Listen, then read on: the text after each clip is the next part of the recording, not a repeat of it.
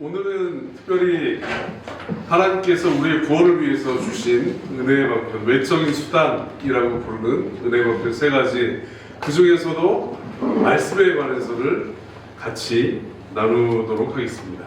자, 여러분, 외적인 수단이 있다는 것은 무슨, 반대로 어떤 수단이 있다는 것을 의미하죠? 내적인 수단이 있다라는 거예요. 하나님께서 우리를 구원하시는 데 있어서 내적인 수단과 외적인 수단이 있다는 거예요. 내적인 수단은 무엇이냐면, 우리가 지난 시간에 살펴본 대로 성령 하나님께서 죄인들의 마음속에 역사하셔서 실제적으로 그 죄를 깨닫게 하시고 죄에서 돌이키게 하시고 그리스도를 믿음으로 붙들게 하시는 그 역사를 내적 수단이다.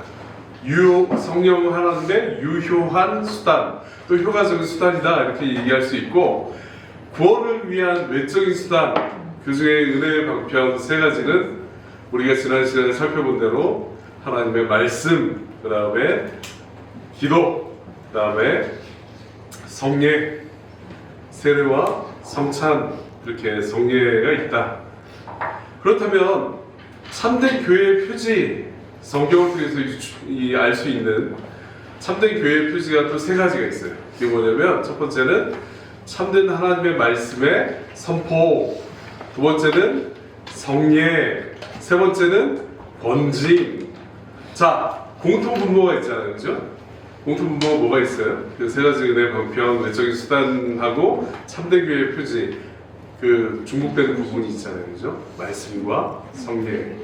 그 중에서도 제일 앞단에 오는 게 뭐예요? 하나님의 말씀이에요, 그죠?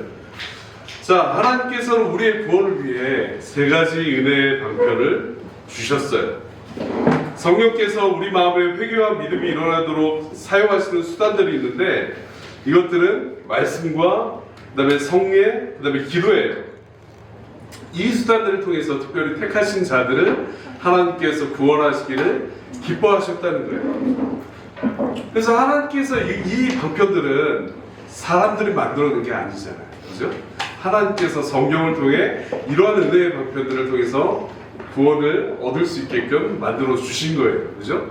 그래서 사람들이 만들어낸 다른 방편이 들어올 수 있다 없다? 없다는 거예요. 하나님께서 친히 정해 주신 구원의 방법, 방식, 그 다음에 수단들이 있다고 하는 것을 우리가 믿고 따라야 됩니다. 그래서 하나님께서 명하신 것 외에 다른 수단을 구하는 것은 거짓되고 악한 방법이에요. 그러니까 하나님께서 우리에게 주신 이 세 가지 수단, 말씀과 기도, 그 다음에 성례, 이 세 가지를 통해서 하나님 앞에 나가는 것이 마땅하고 합당하다라는 거예요, 그렇죠? 그래서 우리는 그 하나님께서 친히 주신 은혜의 방편을 어떻게 사용해야 된다? 우리가 사용할 수 있는 거예요, 이게. 내적인 수단은 우리가 어떻게 할 수 있는 부분이 아니에요, 그죠? 성령 하나님께서 친히 역사하신 부분이기 때문에 우리가 지금 요새 시대에 하는 것처럼 성령을 막 하나님을 성령 받아라 막 이렇게 이렇게 뭐 장풍을 쏘듯이 이렇게, 그 다음에 뭐 성령 집회 해가지고 마치 그 집회 기간 동안 성령 하나님께서 무조건 와야 종처럼 여기는 그런 일들이 있는데, 이건 잘못된 거예요. 성령 하나님은 하나님이십니다, 그죠? 그래서 그 영역은 우리가 들어갈 수 없고, 하나님께서 주신 그 외적인 수단들을 우리가 어떻게 사용해야 되냐? 부지런히, 부단히, 또 자주 사용해야 되는 거예요, 그죠? 이 은혜에 감사하시길 바라겠습니다.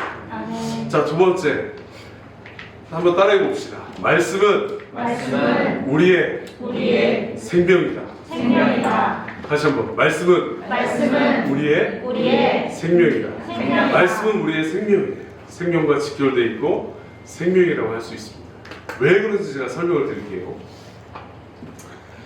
자, 우리가 거듭나는 게 무엇으로 말미암아 거듭나게 되죠? 믿음. 하나님의 말씀으로 거듭납니다. 그러니까 하나님의 백성들은 영적으로 다 죽어있는 상태에서 하나님께서 은혜를 베푸셔서 말씀을 통해 거듭나게 하시는 거예요. 그래서 그 유명한 말씀이 있잖아요, 그죠? 베드로전서 1장 23절, 여러분 다 외우십시오. 우리가 거듭난 것은 썩어질 씨로 된 것이 아니라 썩지 아니하고 항상 있는 하나님의 말씀으로 된 것이니라 라는 말씀이에요. 말씀으로 태어나는 거예요. 그러면 자, 말씀으로 거듭났으니까 여기서 이제 말씀의 역할은 다 끝난 거야. 끝! 이제 우리 성도가 됐으니까 기도하고 찬양하고 하나님 즐거워하면 돼. 라고 말할 수 있다 없다? 없다는 거예요. 말씀으로 거듭날 뿐만 아니라 그 태어나서 아기가 뭘 먹어야 돼요? 그죠? 젖을 먹어야 되잖아요. 우유를 먹잖아요. 이 말씀은 다른 표현으로 하면 신령한 젖이라고 표현이 되는 거예요. 말씀으로 그 태어난 신자가 자라게 하는 역할을 하나님의 말씀이 한다. 또 더불어서 성장하는 역할, 그러니까 전 세계를 통해서 하나님의 말씀이 다 작용을 하는 거예요. 성숙하게 하고 신앙이 자라게 하고, 히브리서의 말씀처럼 때가 오래 지났을 때 너희는 이제 아주 그 간단한 젖이나 먹거나 그 얇은 풀 같은 걸 먹는 게 아니라 고기를 씹을 수 있어야 돼. 이제 너희는 말씀하면서 자라가야 돼. 라고 바울이 이제 그 말씀을 명령을 하잖아요. 그죠? 말씀이 우리의 태어나기 전부터 또 태어나게 하는 그 역할을 하고, 태어난 이후 죽을 때까지 또 천성에 이르기까지 하나님의 말씀이 작용을 한다. 그래서 말씀은 우리의 생명이다. 여러분 크리스찬 철로역성을 다 공부했잖아요. 주일학교 학생들. 자, 크리스찬이 거듭나기 전에 무엇을 보고 자기 죄를 깨달았어요? 뭘 계속 들고 읽었잖아요. 짱겨워라서. 뭘 통해서 자기 죄를 깨닫게 됐죠? 크리스찬 철로역정에서 말씀이에요. 말씀. 근데 여러분 잘 생각해 보십시오. 그 크리스찬이 그 말씀을 통해서 그리스도의 십자가를 경험하게 되고 자기의 죄짐을 딱 벗게 돼요. 그죠? 그 위에 그 손에 항상 뭘 들고 다니는지 기억을 하십니까? 크리스찬은 그 천성문에 이를 때까지 그 손에서 그걸 놓지 않았어요. 그게 뭐예요? 하나님의 말씀이에요. 두루마리. 하나님의 말씀. 그가 공경에 빠졌을 때도 하나님의 말씀. 절망 가운데 있을 때, 낙심하고 있을 때도 하나님의 말씀. 소망을 얻게 하는 통로, 또 위로를 얻게 하고, 또 하나님께 정말 그 영원한 것을 사모하게 하는 그 작용이 하나님의 말씀을 통해서 이루어졌다. 그래서 크리스찬이 그 두루마리를 죽을 때까지 손에서 떨어뜨리지 않았다라는 건 뭘 의미하냐면, 하나님의 말씀이 그만큼 중요하고 절대적인 역할을 한다는 것을 보여주는 거예요. 아멘. 그죠? 자, 여러분, 저랑 같이 타임머신을 타고 400년 전으로 한번 가봅시다. 400년 전, 1600년대 초로 가보는 거예요. 그때는 어떤 시기냐면, 우리가 유럽을 한번 가보자고요.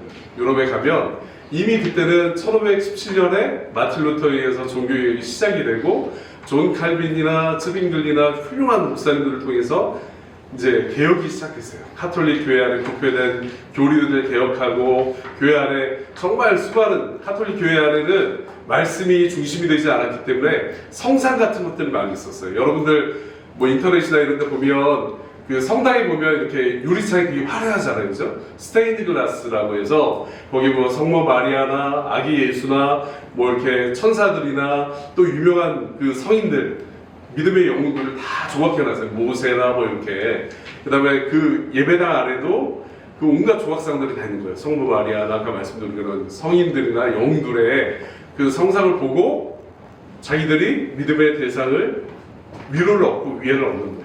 말씀이 아니라. 그죠? 근데 그런 것들을 개혁해서 종교 개혁이 일어났고, 하나님의 말씀이 이제 서서히 전파되기 시작하고 성경이 자기 나라 말로 번역이 되기 시작했어요.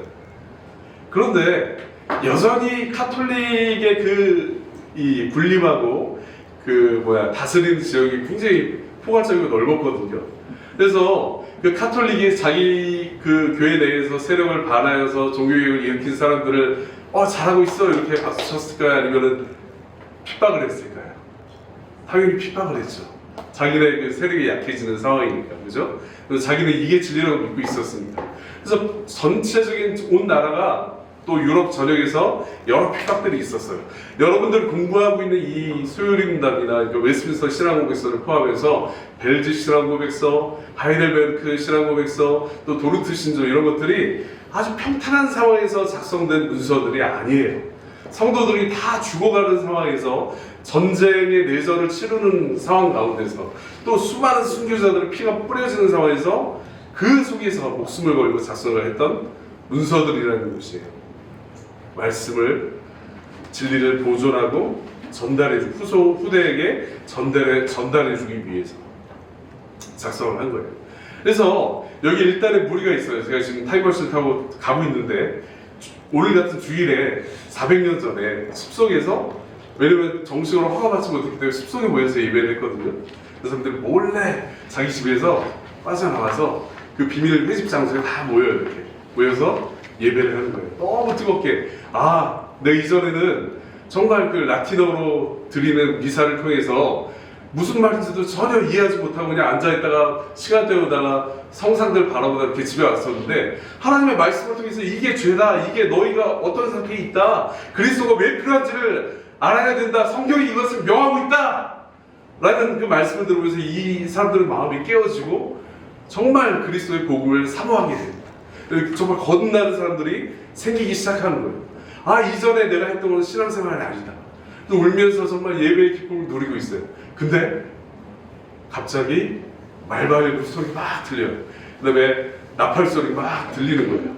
그래서 이 사람들 깜짝 놀라서 두리번거리는데, 정부에서 파견한 군대가 와서 하나 둘씩 잡아. 그리고 물어요. 자, 너는 지금 아주 이단적인 행위를 한 거야. 너 이 예배가 합당하다고 생각하냐? 그 다음에 이 말씀, 믿음으로 말미암아 의롭게 된다는 이 말씀을 통해서 너가 정말 우리가 교회의 전통을 무시하고 교회가 더 중요한 권위를 갖는 것임에도 불구하고 이것을 하찮은 것으로 여기는, 이거 잘 거짓이라고 말하는 불경한 죄를 짓고 있어. 너 이거에 동의해? 예, 아멘. 저 동의합니다. 칼로 목을 쳐버려요. 한마디에 칼로 목을 쳐요. 그럼 옆에서 보고 있던 사람들은 어떻게 했어요? 두려움과 공포에 휩싸이겠죠? 다음 사람, 넥스트. 너 이 교리에 동의해? 예. 칼로 목을. 그 다음, 넥스트. 너, 네 자식도 죽일 거야. 동의해? 울면서 동의합니다. 자식까지. 그래서 성교도들이 왜 죽어가는 자들에게 설교한다 라고 이렇게 표현한 이유가 뭐냐면, 실제적으로 그랬어요. 실제적으로 하나님의 말씀 지키기 위해서 설교하다 언제 죽을지 모르는 거야. 최소한 감옥에 갇히거나 오랫동안 투옥을 당하거나 목숨을 잃게 되는 거예요. 말씀이 이렇게 중요합니다. 근데 여러분, 오늘날 제가 한 10여 년 전에 그 통계낸 걸 봤어요. 교회 내에서 하나님의 말씀, 이 성경이 하나님의 말씀인 것을 믿습니까? 라는 질문에 절반 정도가 못 미치는 숫자의 사람들이 그렇습니다 대답을 했어요. 약 40몇 %. 그게 10년 전. 더 충격적인 건 뭔지 아십니까? 5년 전에 어떤 신학교에서 그 한 클래스에 60명이 모인 신학교인데 교수님이 질문을 했어요. 이건 좀 더 심오한 질문이죠. 성경이 하나님의 말씀인 것을 믿냐를 더 넘어서 성경이 정말 정황무오하고 흠이 없는, 오류가 없는 하나님의 말씀을 믿냐? 라는 질문에 60명, 목사님이 되기 위한 60명 중에 몇 명이 대답했을까요? 3명. 3명. 자, 400년 전 돌아가 볼까요?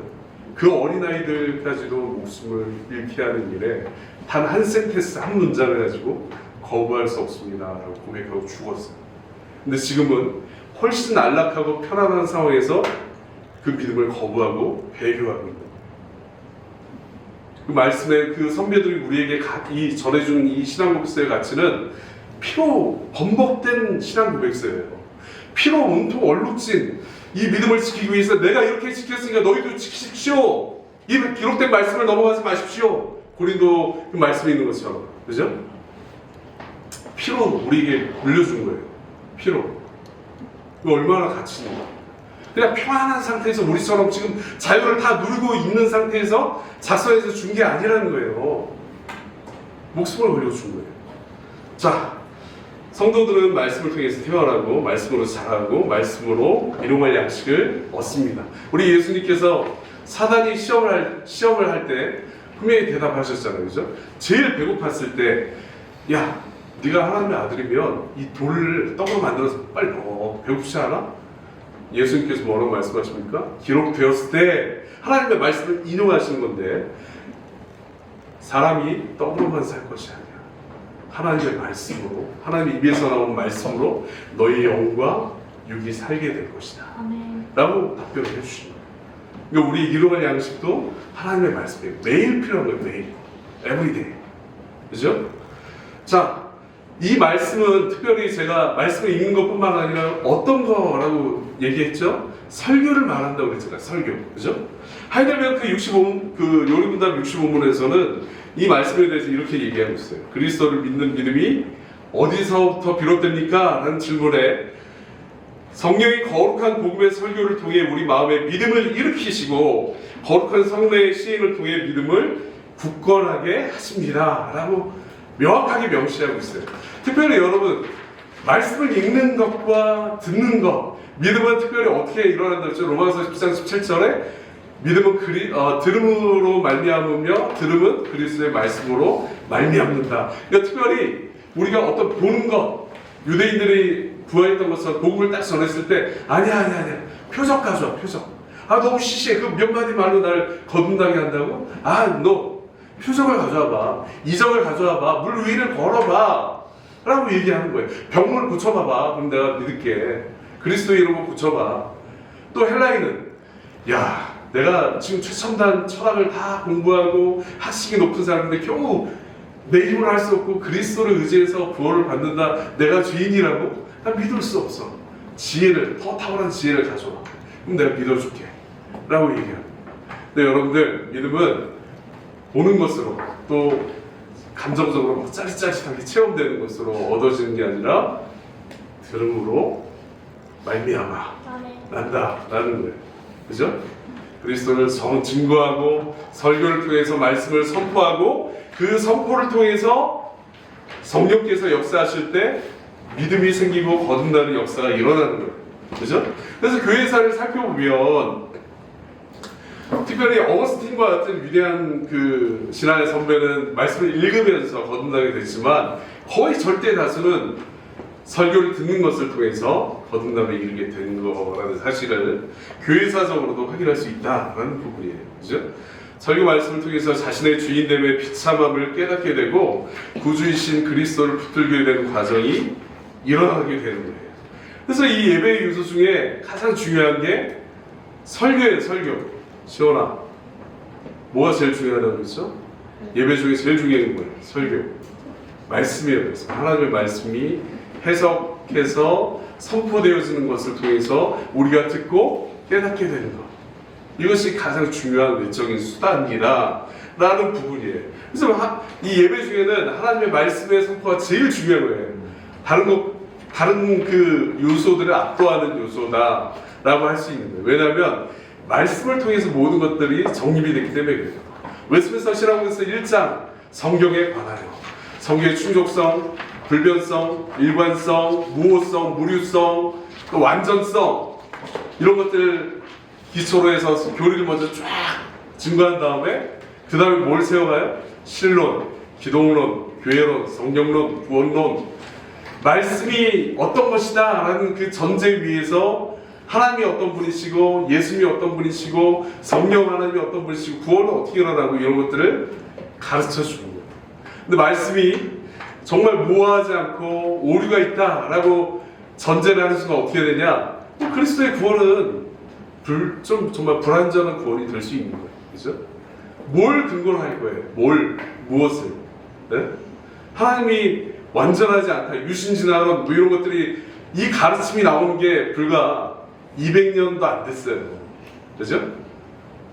왜 그렇게 됐을까요? 성경이라는 전제를 떠난 게 200년 전쯤 됐어요.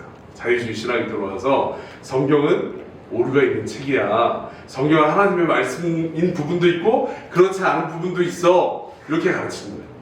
그럼 누가 그걸 또 어떤 부분은 하나님의 말씀이 아니고 어떤 부분은 하나님의 말씀이라고 누가 정할 거예요? 그걸?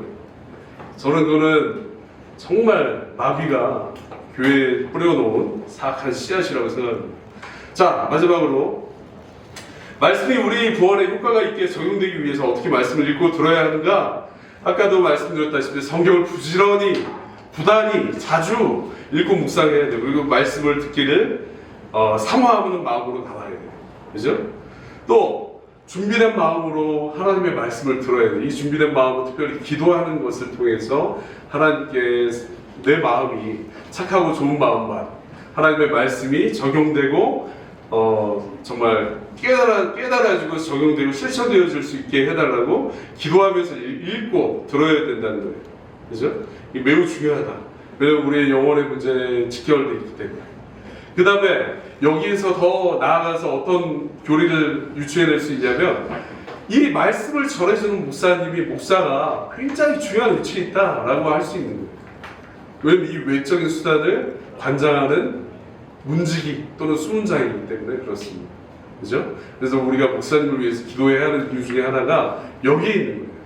목사님의 영적인 건강을 위해서 늘 기도해야 돼요. 그래서 바른 말씀이 오류 없이 잘 선포될 수 있도록 성령 하나님께서 지켜주시기를 위해서 기도하는 거예요. 이게 중요한 부분입니다.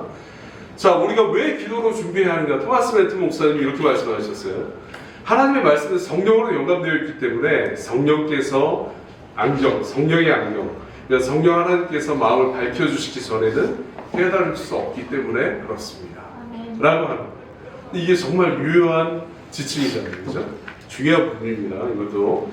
자, 설교 시간을 허투루 보내지 마세요. 여러분, 우리 주일학교 학생들 특별히 잘 이해되지 않더라도 마음 자세는 어때야 돼요? 아, 정말 깨닫고 싶다. 하나님의 말씀이 어떤 것인지 알고 싶다. 이게 정말 중요한 부분입니다.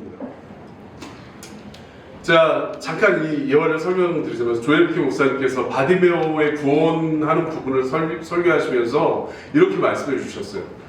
자, 바디메오 앞에 예수님이 지나가셨어요. 그죠? 왜 지나가셨을까요? 바디메오를 구원하시기 위해서. 그래서 바디메오가 예수님이 지나가신데 소리를 듣고 다윗의 자손 예수여 나를 불쌍히 여겨주세요 이렇게 소리 지름으로 말미암아 예수님을 만나게 되는 그 지점이 있었어요. 그죠? 조엘 피 목사님이 이 부분을 설교하시면서 매 설교 시간마다 매 하나님의 말씀이 예배 가운데 선포되는 그 시간에 예수 그리스도께서 여러분 앞을 지나가고 계십니다. 아멘. 그러니 믿음의 눈을 가지고 예수님 만나기를 사모하십시오. 아멘. 라고 설교하십니다. 그만큼 너무나 중요해요. 너무나 중요해서 우리 신앙 선배들이 아까 말한 것처럼 말씀드린 것처럼 목숨을 기꺼이 자기 자식이 죽어가는데도 기꺼이 바칠 수 있었던 원동력이 뭐다? 하나님의 말씀에 신실성을 믿었기 때문에, 확실성, 또 하나님을 깊이 사랑했기 때문에. 왜 하나님을 깊이 사랑할 수 있었을까요? 하나님의 말씀을 깊이 깨닫게 되었기 때문에 그럴 수 있었다. 그래서 우리는 모든 말씀을 듣는 목적이 순종을 위해서 듣는 거예요. 여기까지 하겠습니다.